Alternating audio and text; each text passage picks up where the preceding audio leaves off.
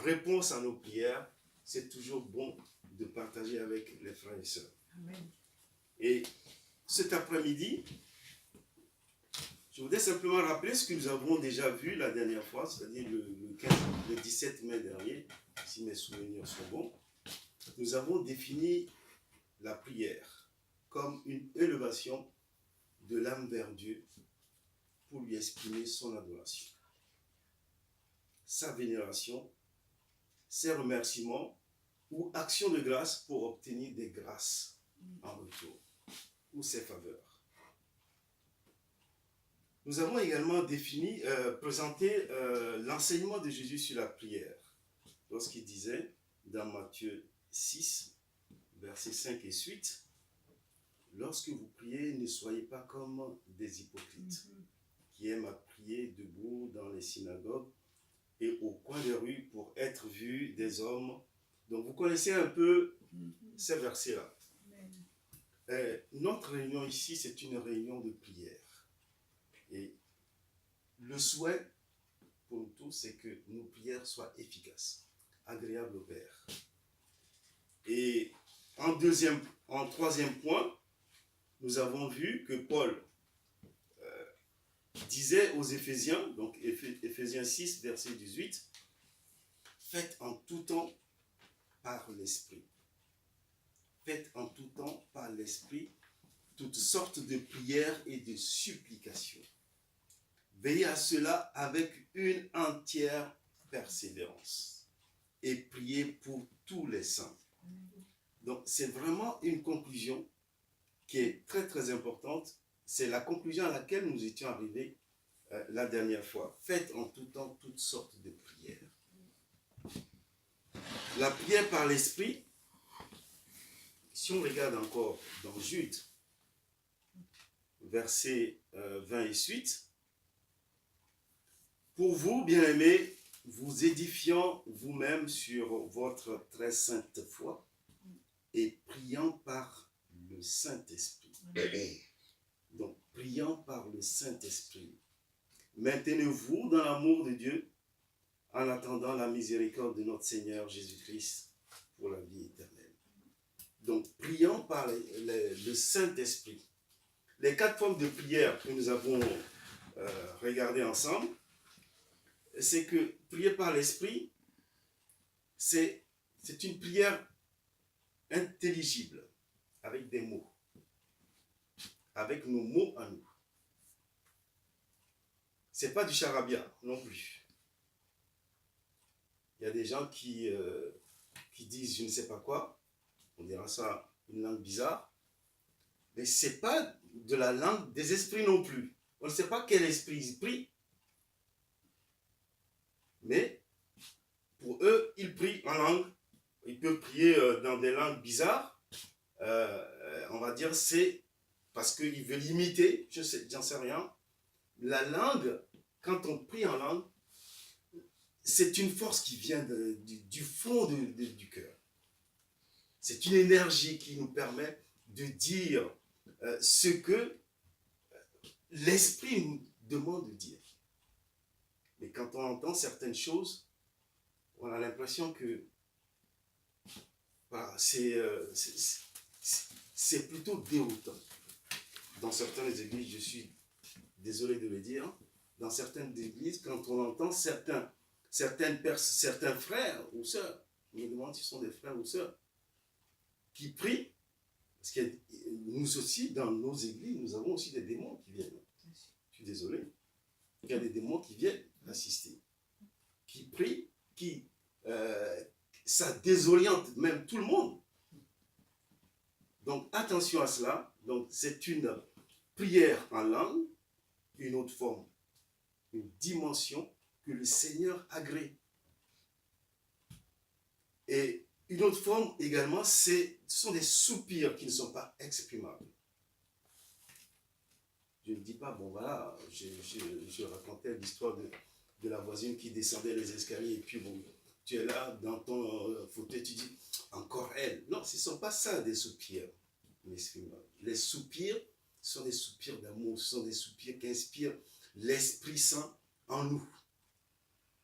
ce sont des soupirs que l'Esprit exprime, fait monter au Père pour nous.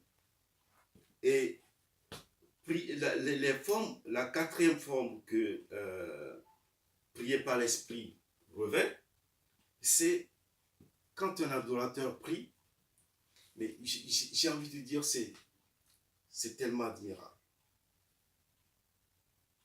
Mais nous ne sommes pas sur un spectacle. Mais quand ton adorateur prie, et pour être adorateur, il faut être rempli de l'Esprit de Dieu. Donc, ce que je veux faire comprendre, c'est que on ne peut jamais dire qu'on prie par l'Esprit si on n'est pas rempli de l'Esprit de Dieu. Donc, la prière qui est agréable et efficace, qui atteint ses cibles, c'est parce que nous sommes remplis de l'Esprit de Dieu. Sans l'Esprit de Dieu, tout ce que nous faisons, c'est à côté. Donc, il faut rechercher en permanence l'Esprit de Dieu demandé par le Saint-Esprit qui est là. Hein. Jésus a dit qu'il vaut mieux qu'il s'en aille. Il est parti hier, c'est bien ça. L'ascension, il est parti. Hein. Donc, c'est bien qu'il parte pour qu'il nous envoie le Saint-Esprit. Bon, j'ai un peu expliqué un peu ce que c'était que le Saint-Esprit. C'est la troisième personne, comme on dit. Mais c'est Dieu en même temps. C'est Dieu qui est avec nous. C'est Emmanuel. Dieu avec nous. Les résultats attendus sont que c'est une prière. Si on prie par l'Esprit de Dieu, c'est une prière qui est agréable, efficace et qui atteint ses cibles.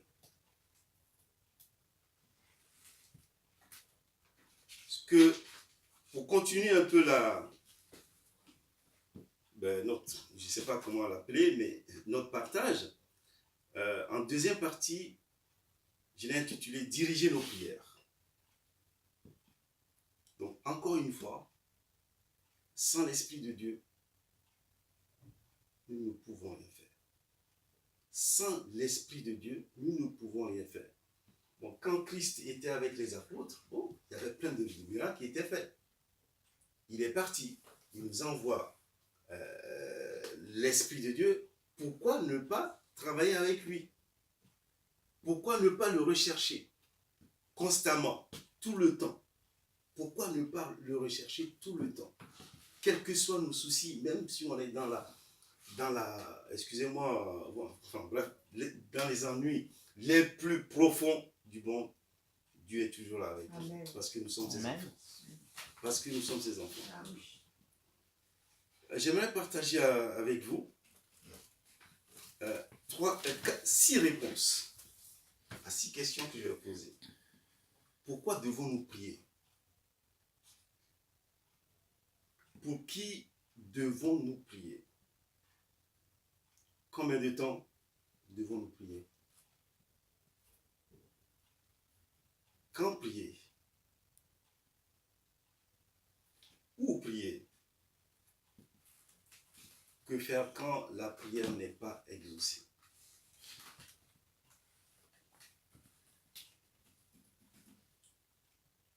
Donc je répète, pourquoi devons-nous prier? Exactement.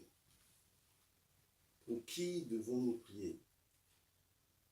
Combien d'heures devons-nous prier? Quand est-ce que nous devons prier? Où prier? Que faire quand la prière n'est pas exaucée? Ce sont des questions que, personnellement, je me suis posées. Ce sont des questions que je me suis posées.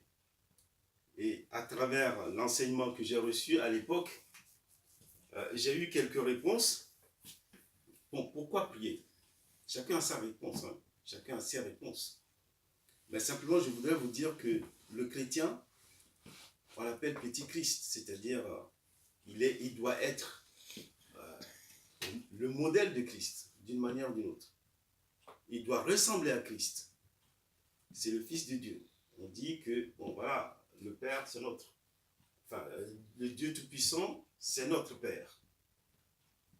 Donc, le chrétien doit prier pour exprimer son adoration. ou sa vénération à Dieu son Père. Il y a pas mal d'exemples dans la Bible où nous voyons des adorateurs prier le Père. Il doit prier pour exprimer ses remerciements ou actions de grâce. Ce que Dieu a fait pour toi, pour moi, est-ce que nous le remercions davantage? Ce matin, je suis debout, je respire. Est-ce que nous disons souvent merci au Seigneur parce que nous respirons, nous sommes encore vivants, nous sommes debout? Il a fait cette belle journée avec ce soleil pour nous. Est-ce que nous lui disons davantage merci? Donc prier, c'est aussi ça. Pour obtenir des grâces de la part de notre Seigneur. Pour obtenir ses faveurs également. J'entends des prières où on dit, bon voilà, je cherchais du travail et le Seigneur m'a donné du travail. C'est une grâce. J'avais pas d'argent et quelqu'un dans la rue m'a donné de l'argent. C'est une grâce. Est-ce que nous disons souvent merci pour ça? Donc prier, c'est aussi dire merci. Prier pour dire merci au Seigneur pour toutes ces grâces-là. Et puis des fois, il y a le Saint-Esprit qui nous inspire, qui vient bouillonner dans notre profond intérieur et il a envie que nous chantions, que nous élevions la voix pour dire encore merci Seigneur. Nous pouvons voir, par exemple, nous allons en vacances, une belle montagne, avec une belle vue. Là aussi, c'est une occasion de prier. C'est une occasion de prier. Pour être plus clair, pour se rapprocher un peu plus de la Bible, si nous regardons Acte 16, pendant la nuit, Paul eut une vision. Un Macédonien lui apparut et lui fit cette prière. Passe en Macédoine, secours-nous. Après cette vision de Paul, nous cherchâmes aussitôt à nous rendre en Macédoine, concluant que le Seigneur nous appelait à y annoncer la bonne nouvelle. Donc ça veut dire que l'Esprit de Dieu peut mettre un fardeau sur nous. Il peut mettre un fardeau sur nous. Voilà ce que tu dois faire. Quand tu te lèves, tu pries tout de suite. Tu commences à prier. Parce que l'Esprit est avec toi, déjà. Donc là, moi je me souviens d'une situation assez difficile dans une église où une nuit, j'avais un songe après le groupe de louanges qui est passé, qui chantait. Il y a un autre groupe dans la salle qui a commencé à chanter, le Seigneur, et tout le monde applaudissait dans ce songe. Et le Seigneur m'a poussé à parler, à commencer à crier en langue, à parler en langue. Et c'est là qu'ils se sont tus. Ils se sont tus, et le Seigneur me montrait des démons qui traînaient dans l'église. Donc, le Seigneur peut nous charger d'une mission. Et je me suis levé cette nuit-là, je me suis mis à prier pour l'église en question. Donc, dans nos églises, il n'y a pas que des saints. Il n'y a pas que des saints.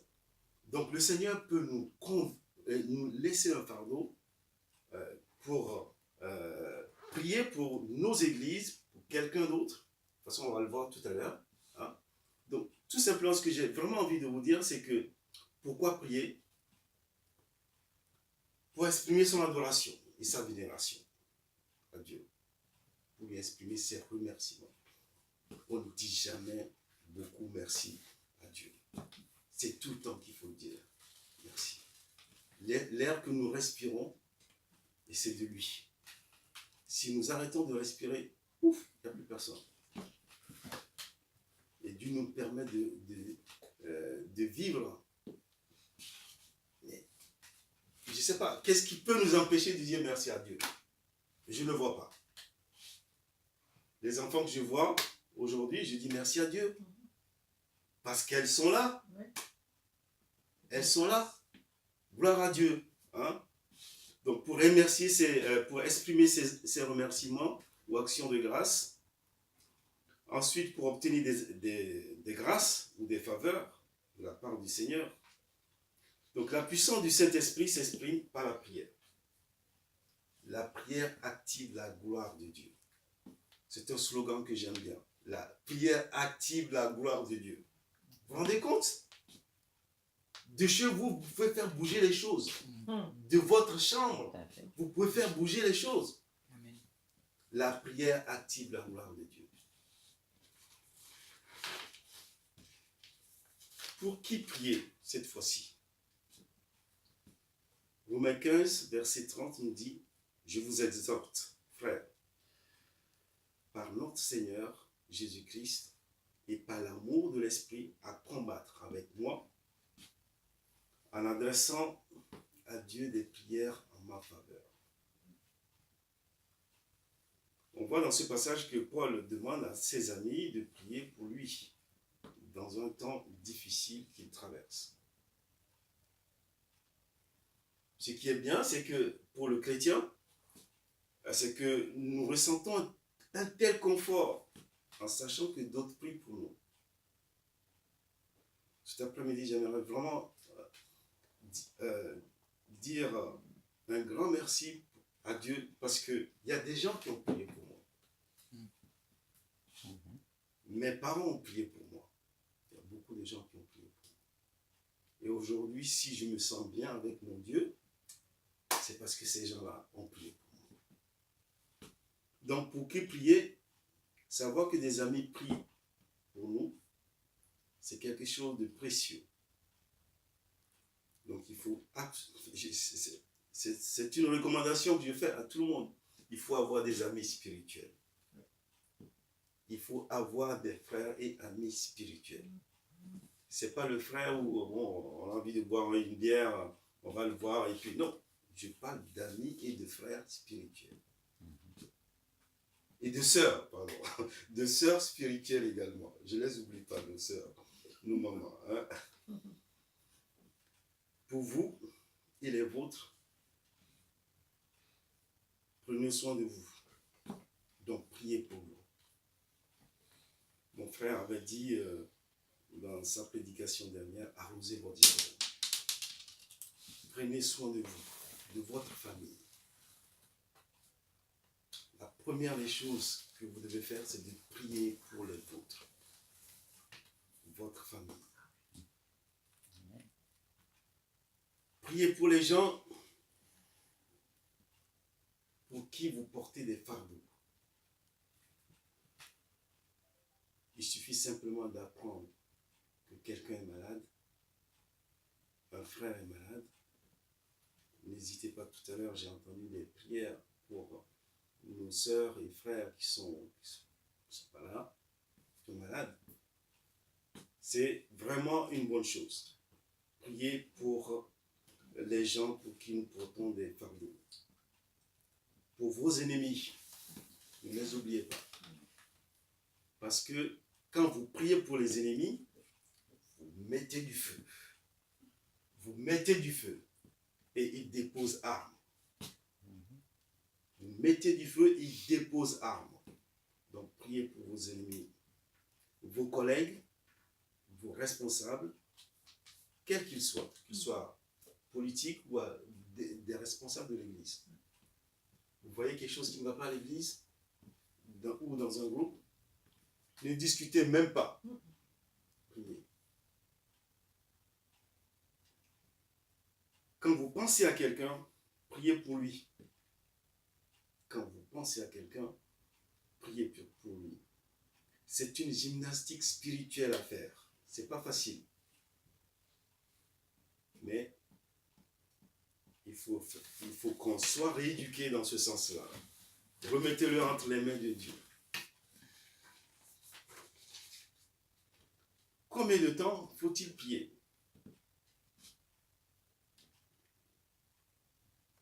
Je prends juste un exemple. Luc 6, versets 12 à 13. En ce temps-là, Jésus se rendit sur la montagne pour prier. Et il passa toute la nuit à prier Dieu. Quand le jour parut, il appela ses disciples et il en choisit 12 auxquels il donna le nom d'apôtres. Alors, je vous pose la question, combien de temps faut-il prier? On nous dit, priez toute la nuit. Priez pendant 10 jours ou 40 jours. En tout cas, moi j'ai envie de vous dire, il ne faut pas qu'on joue aux moines. Et j'ai un très grand respect pour les moines. Nous sommes dans une sphère spirituelle. On ne doit pas avoir la même notion de temps que celle du monde physique. Et ce n'est pas une compétition. Ce n'est pas une compétition. Ce n'est pas parce que mon frère... Un jour, j'ai eu un frère qui me dit, écoute, il faut prier toute la nuit. Prier toute la nuit. Je dis, ben, c'est très bien. Mais je ne comprends pas pourquoi toute la nuit. Et si je suis satisfait, au bout de 15 minutes, je fais quoi? Je vais continuer à prier ou... Donc, ce que j'ai vraiment envie de dire, c'est que la vie de prière, ce n'est pas une vie de compétition. Ce n'est pas une vie de compétition. Donc, pour répondre exactement à la question, il faut prier jusqu'à ce que nous soyons nourris. Il faut prier jusqu'à ce que nous soyons bénis. Tu sens dans ta prière que tu as la réponse.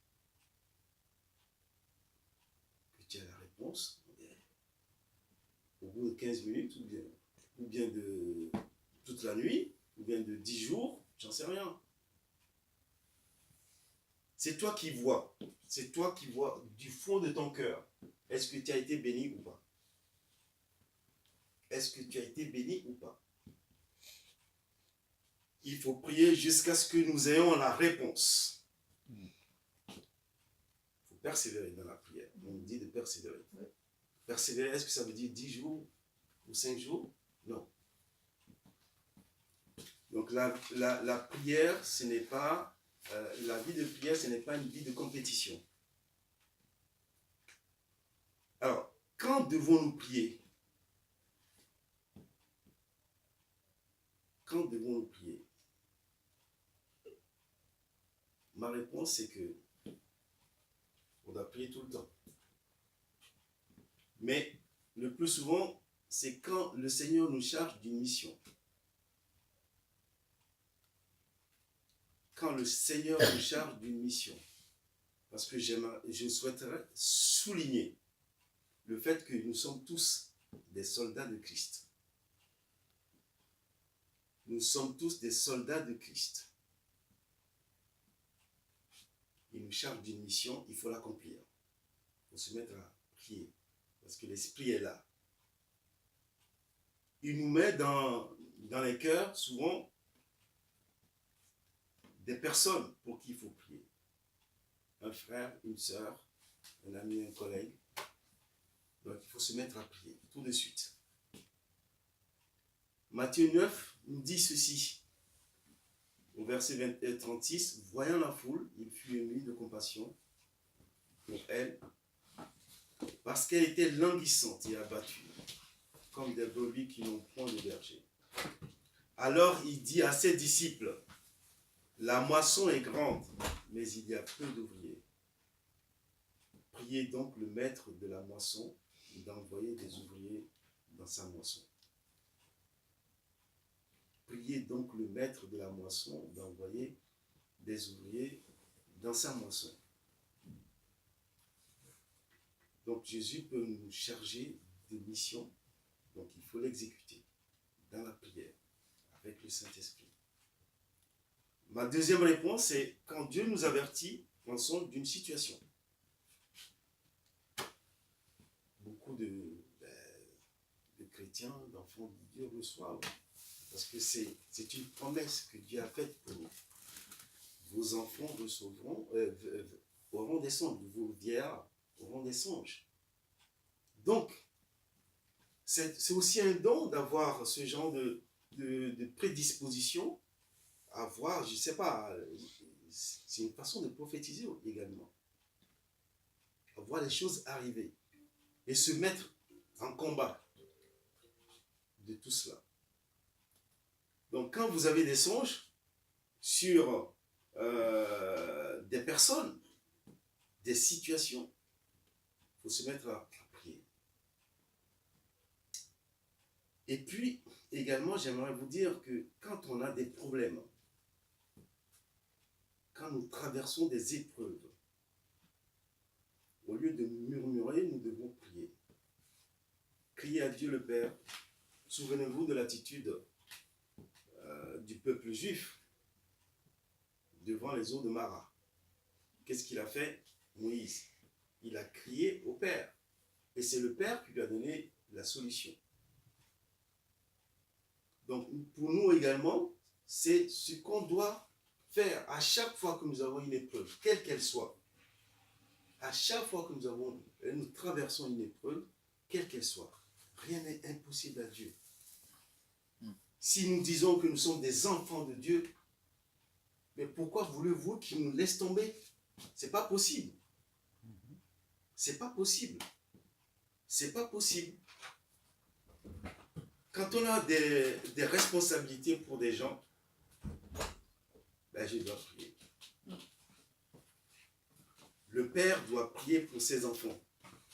Le père doit prier pour son épouse. Le père doit prier pour toute la maison. C'est avoir des responsabilités. Ce qui est un peu dommage aujourd'hui dans nos maisons hein, de chrétiens, c'est que voilà, tu demandes à ton épouse de prier, dis non c'est toi, non c'est toi, non c'est toi. On se balance mais il faut qu'on s'occupe de nos maisons. Il faut qu'on s'occupe de nos maisons. Ça c'est vraiment important. Les enfants que nous avons, si le père ne s'était pas venu un jour pour prier pour ses enfants, il nous montre qu'elle serait devenue. Qui serait devenue. Hein? Nous sommes tous pareils. C'est-à-dire que nos enfants, il faut prier pour nos enfants. Il faut combattre pour nos enfants. Parce que c'est rude. Nos familles chrétiennes, il faut prier pour nos maisons. L'ennemi attaque en premier lieu nos maisons. Une fois qu'il y a du bazar dans nos maisons, il est content. Il est content. Comment voulez-vous qu'on aille à l'église en paix avec ça? Tu arrives, tu veux prendre par exemple la Sainte Seine, tu te souviens de ce qui s'est passé à la maison. Attention, nos maisons, c'est vraiment important. C'est vraiment important. Il faut prier pour nos maisons. Donc, quand nous avons des responsabilités, Christ n'a pas besoin de te le dire. Tout de suite, il faut que tu... C'est normal que tous les matins, tu bénisses tes enfants, tu bénisses ton épouse, je parle pour moi, pour les hommes, et que l'épouse aussi bénisse son mari pour la journée. Hein? Quand vous avez des responsabilités, il faut absolument abonder dans ce sens-là. Alors, quoi faire si la prière n'est pas exaucée?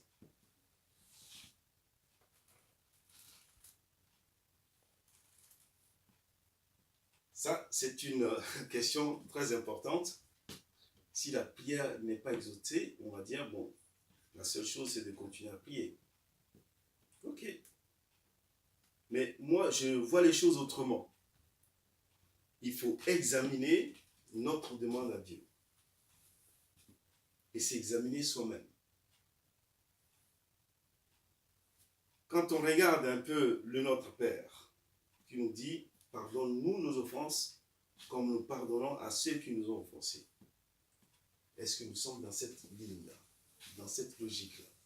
Est-ce que nous avons fait la paix avec le Saint-Esprit avant notre prière, avant notre demande, avant notre requête? Est-ce que nous sommes en paix avec nous-mêmes? Est-ce que nous sommes en paix? Si nous ne sommes pas en paix avec l'Esprit de Dieu, comment voulons-nous qu'il nous exauce?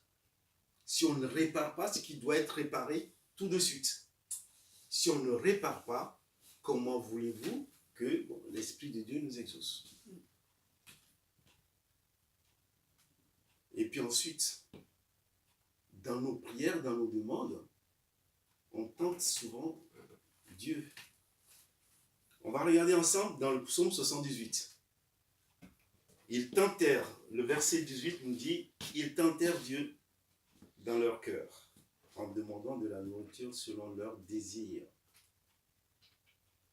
Ils parlèrent contre Dieu, ils dirent, Dieu, pourrait-il dresser une table dans le désert? Voici, il a frappé le rocher, et des eaux ont coulé, et des torrents se sont répandus. Pourra-t-il aussi donner du pain ou fournir de la viande à son peuple? C'est terrible. C'est terrible. Et je suis sûr que nous sommes aussi pareils. Voilà Dieu qui a fait beaucoup de miracles pour son peuple. Et ils se disent, est-ce qu'il est encore capable? Il est encore possible qu'il nous donne du pain et de la viande. Ce Dieu qui a fait des miracles, qui a séparé la mer en deux, et pour que son peuple puisse y passer, il se pose encore ces questions. Dieu pourra-t-il dresser une table dans le désert? Mais c'est hallucinant ça. C'est hallucinant. Voici, il a frappé le rocher, des eaux ont coulé, et des torrents se sont répandus. Pourra-t-il aussi nous donner du pain?